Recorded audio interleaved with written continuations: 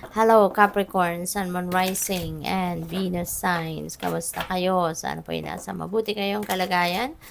Welcome back po sa Star Tarot. At kung bago kayo dito, welcome din po kayo. Please subscribe, like, share my videos, and leave me a comment kung nakaresonate kayo. Thank you. So, tingnan natin ang mga messages ni Capricorn sa ngayon. Pauna mensahe po ninyo, we have the Queen of Materials. Wow, napakaganda, 'di ba?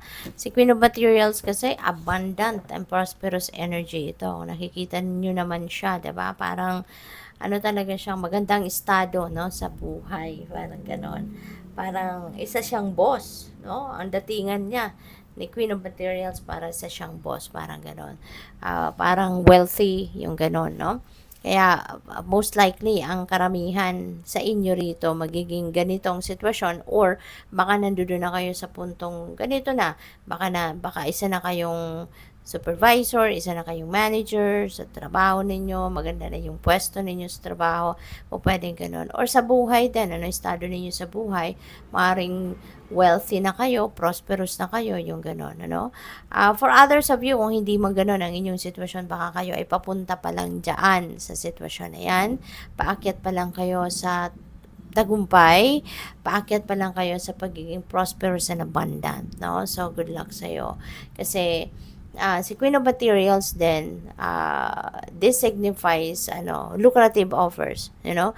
Baka ang iba sa inyo makakakuha kayo or makaka-receive kayo ngayon ng magandang mga offer sa trabaho. Maaring merong nagpa-pirate din sa inyo na ibang kumpanya, merong ibang kumpanyang gusto kayong kunin, na magtrabaho sa kanila. Maaring malaki yung ino-offer sa'yo, something like that. Or within the company, baka kayo ay for promotion, diba? At mabibigyan kayo, or ino-offeran din kayo ng malaking sahod, malaking increase, no, sa inyong sahod. Nine of Emotions. Wow, napakaganda. This is a time for joy and happiness sa buhay ninyo, Capricorn. Napakaswerte ninyo, no?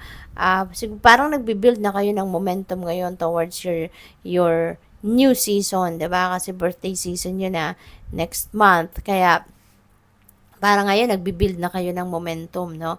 At papunta na kayo sa pagiging abundant, pagiging maswerte, yung ganon. So ngayon, merong mga wishes, no, na magka-come to fruition.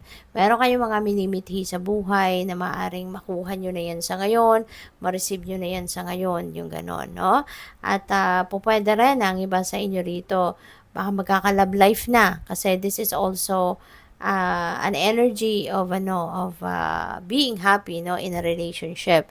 So baka ang iba sa inyo na wala pang love life, baka kayo ay magkaka-love life na.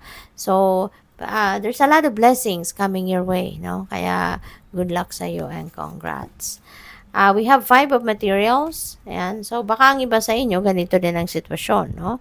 So, baka ang iba sa inyo nanggagaling kayo sa sitwasyong medyo difficult, no, pagdating sa kaperahan. Kasi baka ang iba sa inyo nagkukulang ng pera, baka ang iba sa inyo maraming pagkakagastusan, and maybe you don't have enough money.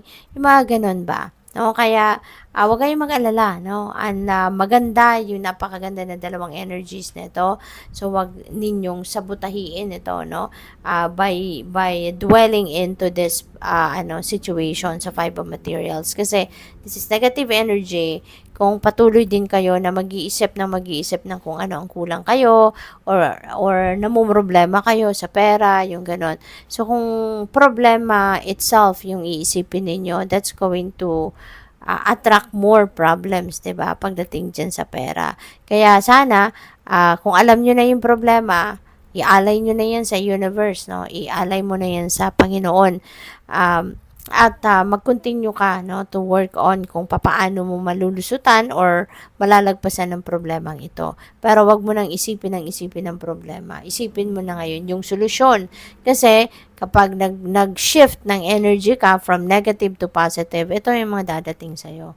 Mga positibong pangyayari, experiences, mga bagay, no, or sitwasyon ang dadating sa'yo. Okay? So, yun. So, thank you for subscribing to my channel. And if you haven't subscribed yet, subscribe na po kayo. And also, Maraming salamat din sa mga hindi po nag-skip ng ads, and sa mga cross-watchers, thank you very much po for being here. Welcome din po kayo sa aking channel. And also, please click the join button po sa baba ng video, okay? Kung gusto po ninyong mag-members sa channel. So, Prosperity Sisters are happiness and joy. Ayan. So, magiging masaya, no? Magiging happy and joyful ang pakiramdam ni Capricorn sa ngayon kasi maraming biyaya ang paparating, You will be prosperous, you will be abundant. Okay? So, sana talaga i-shift ninyo ito, para wala na maging sagabal, ang mga energies na to, prosperity and abundance. Siswertehin din kayo sa pera sa ngayon. Maraming financial blessing siguro or financial opportunities ang dadating. Kaya, yun ang anuhan natin. Doon natin i-align yung energy natin rather than mag-negative thinking kayo, or mag-negative energy kayo. So, yun, accept and receive, ihanda mo na ang sarili mo, buksan mo na yung sarili mo, ang isip mo, yung puso mo, yung mga kamay mo, open arms ka na dapat, accept and receive kung ano man ang mga biyayang ito na dadating, okay? Yung mga wishes mo, nakahanda na ibigay sa iyo ng universe. So, be ready to accept and receive those katuparan ng inyong mga pangarap or katuparan ng inyong mga heart's desires, okay? Find your sacred flow. Alright? So, parang iniimbitahan kayo dito to be in the flow with life. Be in the flow with the divine universe, okay?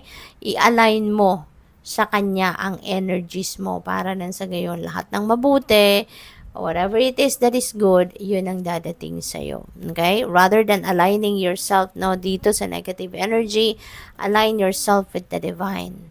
Okay? I-align mo yung sarili mo sa kung ano ang mabuti, kung ano ang maganda, kung ano ang sacred para mag-attract ka ng mas maraming biyaya, mag-attract ka ng mas maraming magagandang bagay at sitwasyon, magkaroon ng turnaround ang mga hindi pabораbleng sitwasyon mo sa buhay. Okay? Good luck po. Thank you for watching. Love and light. Namaste.